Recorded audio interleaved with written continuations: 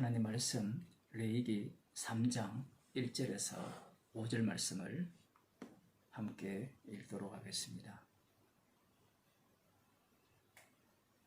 사람이 만일 화목제의 희생을 예물로 드리되 소로 드리려거든 수컷이나 암컷이나 흠없는 것으로 여호와 앞에 드릴지니 그 예물의 머리에 안수하고 회막문에서 잡을 것이요 아론의 자손 제사장들은 그 피를 제단 사면에 뿌릴 것이며 그는 또 그 화목제의 희생 중에서 여호와께 화제를 드릴지니 곧 내장에 덮인 기름과 내장에 붙은 모든 기름과 두 콩팥과 그 위에 기름 곧 허리 근방에 있는 것과 간에 덮인 끝풀을 콩팥과 함께 취할 것이요 아론의 자손은 그것을 단위 불 위에 있는 나무의 번제물 위에 사를지니 이는 화제라 여호와께 향기로운 냄새니라.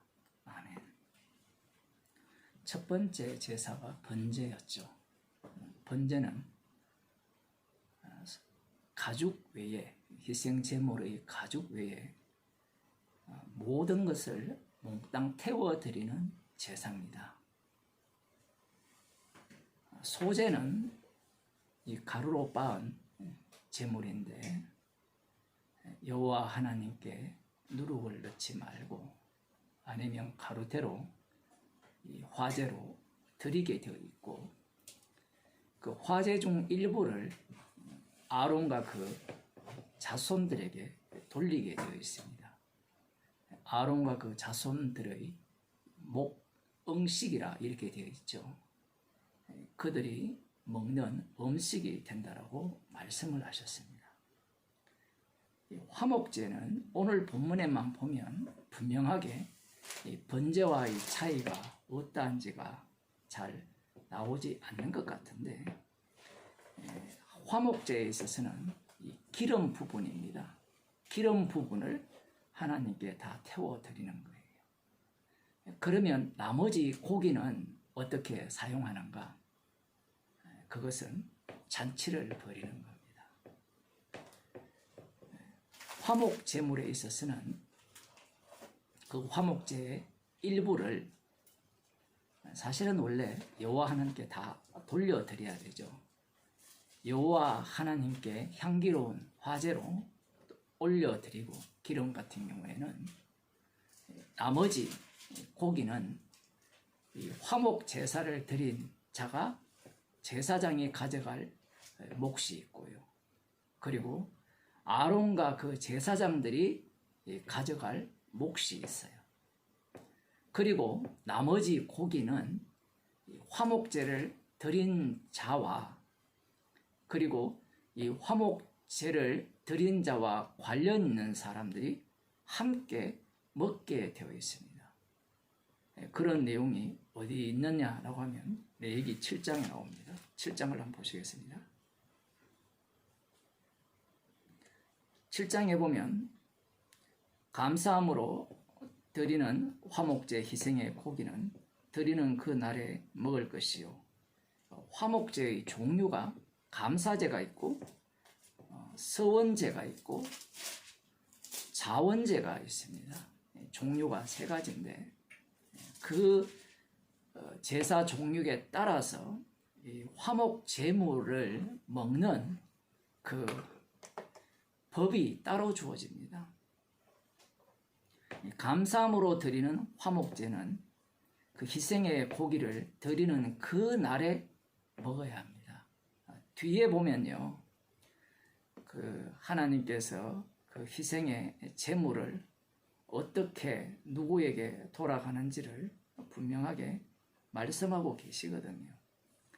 이 30절에 보면 여호와의 화제는 그 사람이 자기 손으로 가져올지니 곧 그 제물의 기름과 가슴을 가져올 것이요 제사장은 그 가슴을 여호와 앞에 흔들어 요제를 삶고 그 기름은 단 위에 불사를 것이며 가슴은 아론과 그 자손들에게 돌릴 것이며 요제라는 것은 흔드는 겁니다. 흔들어서 드리는 것. 흔든다는 것은 고정되어 있지 않다라는 겁니다. 그 다음 또 하나가 뭔가 하면 너희는 화목제 희생의 우편 뒷다리, 방금은 가슴이죠. 가슴은 아론과 그 제사장들에게 돌리고요. 우편 뒷다리는 거제로 제사를 드리는 방식 중에 들어 올려서 드리는 건데, 거제로 드린 그 뒷다리는 제사를 드린, 화목제를 드린 그 사람의, 그 제사장의 소독으로 갈 것이다. 그러니 화목제를 드린 제사장도 먹고, 동시에 또 아론과 그 자손들, 제사장들도, 대제사장과 제사장들도 먹고, 그 다음 나머지 부분은 누가 먹느냐라고 할 때는 화목제를 드린 사람, 그것이 감사제든지 뭐 서원제든지 자원제든지 드린 사람이 먹게 되어 있고요. 그리고 드린 사람 혼자 먹는 것이 아니라 이 드린 재물을 자기가 사는 곳으로 갖고 간다라고 볼 수 있습니다. 우리가 소제를 살펴볼 때 소제는 회막 안에서 먹어야 되거든요. 그런데 이 화목제물은 회막과 관련된 대제사장과 제사장도 먹고, 물론 하나님께 돌아가는 음식도 당연히 있고요. 우리가 오늘 본문에 읽었듯이 하나님의 음식이 된다, 이렇게 표현되어 있거든요. 하나님께도 돌아가고, 그리고 제사를 드린, 화목제를 드린 제사장에게도 돌아가고, 아론과 그 자손들에게도 돌아가고, 그리고 화목제를 드린 자도 먹게 되고, 그 다음 그 화목제를 드린 자가 갖고 갑니다. 갖고 가기 때문에 뒤에 그 16절 이하의 말씀이 나오는 거겠죠.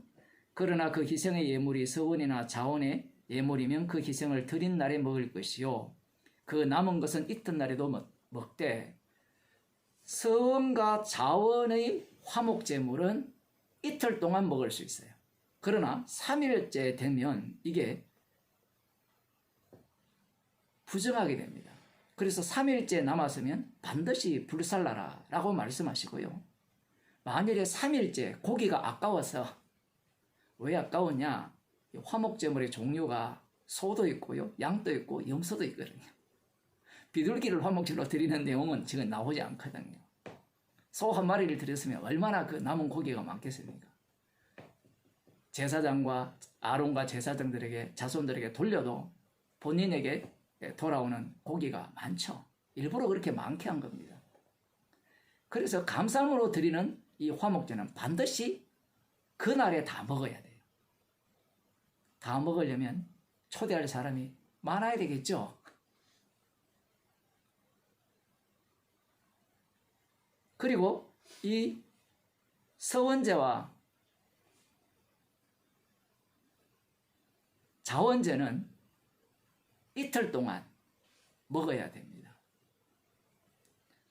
그러면 왜 이 화목제의 효력이라고 하죠? 제물을 먹는 자가 이 화목 제사의 효력에 참여한다고 볼 수 있거든요. 화목 제사를 드리시면 좀 길게 가야 되는데 왜 이렇게 짧았냐라고 물으시다면, 영원한 화목 제물이 따로 계시기 때문에 그래요. 그래서 하나님께서 이 화목 제물의 그 효능이라고 할까요? 그것이 하루 아니면 이틀, 여기에 대해서 말씀하시고요. 또 하나는요, 독특한 게 3일째 먹어버리면 화목 제사 자체가 취소돼 버립니다. 이것도 참 무서운 이야기죠. 그러니 이 화목 제사 자체가 철저하게 율법 중심으로, 하나님께서 주신 그 언약 중심으로 이 제사가 제정되어 있다라는 말씀입니다. 그 다음 이제 더 중요한 내용이 나오는데, 그 고기가 부정한 물건에 접촉되었으면 먹지 말고 불사를 것이라.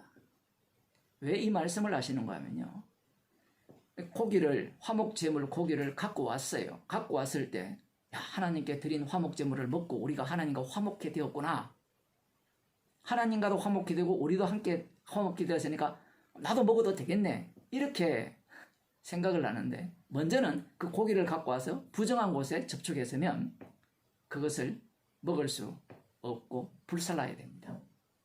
그 불사름으로 말미암아 화목제의 효력이 제대로 효과가 발휘한다라는 거예요. 그 다음 또 한 가지는 깨끗한 자만 먹을 것이라는 거예요. 참 독특하죠. 왜냐하면 화목제 속에는 이미 핏부림이 담겨 있습니다. 그리고 우리가 방금 읽은 본문 안에 보게 되면 화목제는 반드시 번제물 위에 드리게 되어 있어요. 이것이 또 중요한 부분인데, 이것은 왜 중요하냐라고 할 때는 화목제는 단순히 하나님과 화목되었다라는 것으로 끝나는 것이 아니라 화목된 자가 최종적으로는 하나님의 번제물에 참여하게 되고 번제물이 되어진다라는 내용을 담고 있기 때문에 이 화목제물을 부정한 자가 먹으면 어떻게 되는가? 자기 백성 중에서 끊어버린다라고 말씀하십니다. 정말 화목제물이 무섭죠. 화목제물 그 고기 자체가 이스라엘 백성에게서 끊어버리는 능력이 있고, 그 다음 또 보게 되면 이 만일 누구든지 부정한 것, 꼭 그 사람의 부정이나 부정한 그 얘기 아니고 부정한 자가 여호와의 화목제 희생의 고기를 먹으면 그 사람은 자기 백성 중에서 끊어버릴 것이다. 그 말씀을 지금 말씀하고 계신 거예요. 그러니까 화목제물 자체가 심판성을 담고 있는 겁니다. 그러니 이 화목제물을 드려서 하나님께서 받으셨으니까 우리 서로 나눠 먹읍시다 이래가지고 부정한 자가 먹는다면 단순히 먹는 문제를 지금 거론하시는 것이 아니라 이스라엘 백성 중에서 끊어버린다는 거예요. 궁극적으로 화목제물은 어디를 지향하게 되느냐라고 할 때는 번제물, 하나님께 온전히 드리는 그 번제물을 지향하고 있고, 이 화목제물 속에 무엇이 항상 이 담겨 있어야 되느냐, 먹을 때도 담겨 있어야 되는 요소가 무엇이냐 할 때는 하나님과 어떻게 화목되었느냐라는 내용이 담겨 있어야 돼요. 그게 피 흘림입니다. 그래서 화목제물을 잡을 때 제단 주위로 피를 뿌리는 내용이 하나님께서 말씀을 하신 거예요. 많은 사람들이 이 화목제물, 화목제사라고 하면 하나님과 우리와 화목해 되었다. 야, 정말 우리는 이제 하나님과 화목되어서 천국 갈 수 있겠네 라는 그런 생각을 먼저 떠올리죠. 누구나 그렇게 생각하잖아요. 화목해 되었다 하면 하나님과 화목해 되었고 이 형제들과 화목해 되었다. 이방인과 화목해 되었다. 그리고 우리는 하나다. 이게 우선적으로 떠올리게 되는데, 앞서도 말씀드린 바와 같이 화목제는 반드시 번제물 위에 드리게 되어 있어요. 번제물이 타가지고 제가 되어 있는 그 위에 화목제를 드리게 되어 있다는 사실입니다. 로마서 5장을 한번 보겠습니다. 로마서 5장 8절이죠. 우리가 아직 죄인 되었을 때에 그리스도께서 우리를 위하여 죽으심으로 하나님께서 우리에게 대한 자기의 사랑을 확정하셨느니라. 로마서를 이야기하면 이신칭이 믿음으로 의롭게 된다는 그 내용이 아마 교회 다니는 사람들 속에 머리에 다 박혀 있다고 볼 수 있습니다.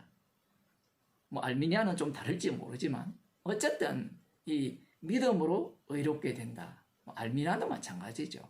로마서를 해석할 때 로마서는 무엇 중심으로 해석하느냐 할 때는 믿음으로 의롭게 된다 했을 때 믿음 중심이 아니라 의롭게 된다는 중심으로 해석을 하는 거예요.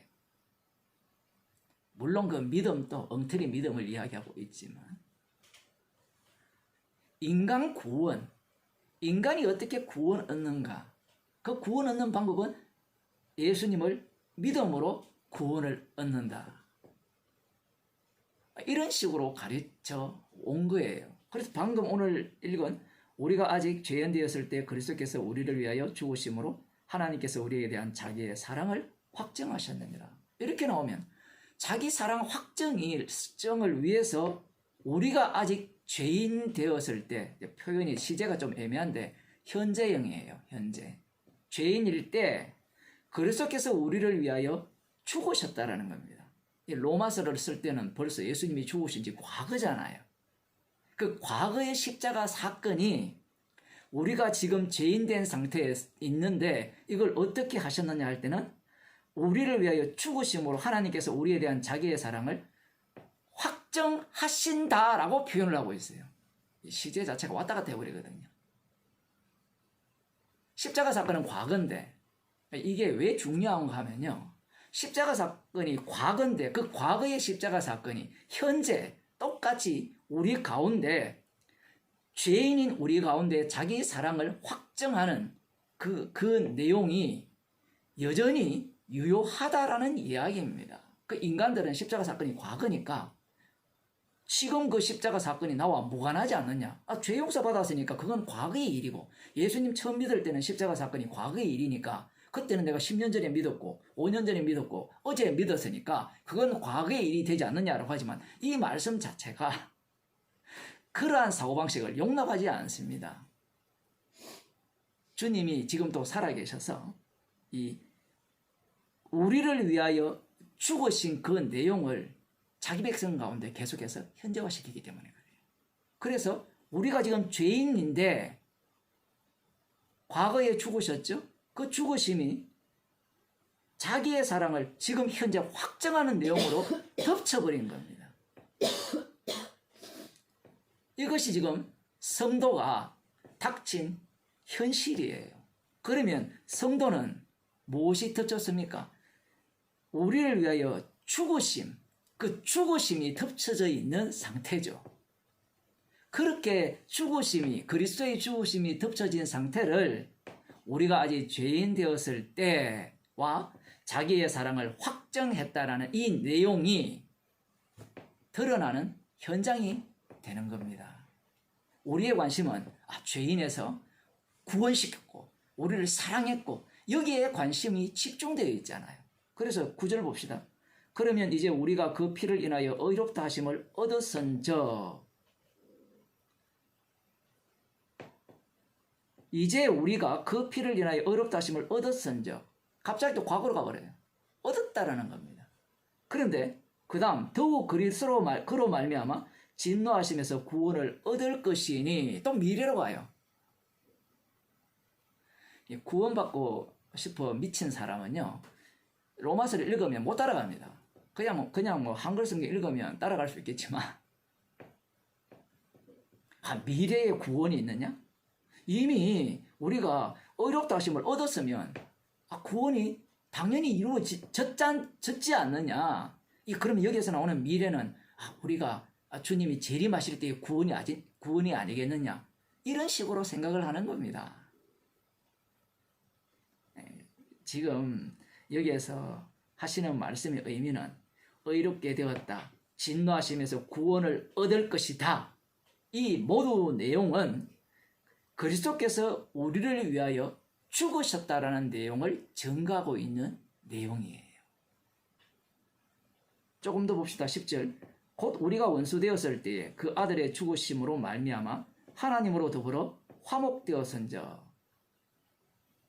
그리스도의 죽으심으로 화목제물 되심으로 하나님과 더불어 화목해 되었죠. 더욱 그의 살아심을 인하여 구원을 얻을 것이니라. 지금 화목해 되었는데 살아심을 인하여 또 미래로 가요. 여기에서 구원, 그 다음 화목, 그 다음 의롭게 되는 것, 이 모든 것들이 무엇을 증거하고 있느냐라고 할 때는 그리스도께서 우리를 위하여 죽으심을 증거하고 있는 거예요. 그 뒤에 11절에도 하나님 안에서 즐거워한다. 이 내용도 마찬가지입니다. 예수님께서 화목 제물이 되셨죠. 화목 제물이 되심으로 말미암아 성도는 의롭게 되었고 구원을 얻었고 사랑도 확정받았어요. 이 내용이 미래가 되든 과거 완료가 되든 현재가 되든 그 모든 것들은 무엇을 자랑케 하기 위한 요소들이냐라고 할 때는 그리스도의 죽으심을 자랑케 하기 위한 요소들이 된다라는 겁니다. 십자가의 피를 자랑케 하기 위해서 성도들에게 주어진 그 여러 가지 효과이죠. 십자가의 효과. 그것이 구원이고 의롭게 된 것이고 화목게 된 것이고 즐거움이라는 사실입니다. 오늘날 교회가 이 로마서나 아니면 레위기의 3장에 나오는 화목제물의 의미를 인간 구원으로 다 바꾸어 버렸죠. 처음 구원을 이야기할 때는 십자가를 언급하다가 화목제물을 언급하다가 하루도 안 가죠. 1시간도 가지 않습니다. 그 이후부터는 십자가를 제거시켜버리죠. 창고에, 저 지하 창고에 처박아 두다가 1년에 고난주간 한 차례씩 끄집어낼 뿐입니다. 그들은 탐욕을 발휘하고 있는 거예요. 마치 화목제물이니까 나도 먹어도 되지. 부정함에도 먹어서 이스라엘 중에서 끊어져 버리는 그러한 자들의 행세를 오늘날 교회의 목사와 교인들이 보이고 있다는 사실입니다. 십자가의 피능력을 증거하기 위한 구원이요 의롭게 됨이에요. 성도는 십자가만 자랑합니다. 기도하시겠습니다. 하나님 아버지, 화목 제물 대신 예수님을 자랑케 하기 위해서 그 효력들을 우리들 가운데 듬뿍 부어주셔서 우리의 인생이 십자가 외에는 자랑할 것이 없는 자로 살아가게 하심을 감사드립니다. 나의 구원만을 꿈꾸는 자들과 피 흘리는 싸움을 하게 하여 주시고 주님의 죽으심을 본받아 왕같은 제사장으로서 십자가의 길을 감사함으로 걷는 주의 백성이 되게 하여 주옵소서. 예수님의 이름으로 기도드리옵나이다.